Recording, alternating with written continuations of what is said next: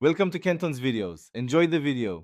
You begin by confirming the exact Jazz number and unlocking your phone. This prevents mistakes. Once ready, open the Jazz World app or your phone dialer so you can act immediately. Make sure the app has contact and call log permissions. Without them, you cannot flag numbers. Next, navigate to recent calls to locate the target.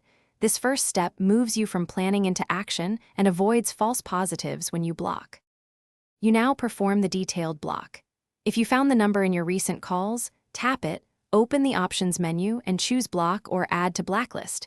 That prevents incoming calls and messages. If it's stored in contacts, open the contact, use the three-dot menu, and pick block number. Alternatively, in Jazz World, go to Account, then Services, then call /SMS block, and add the number. This carrier-level block reinforces device set. To finish, confirm the block.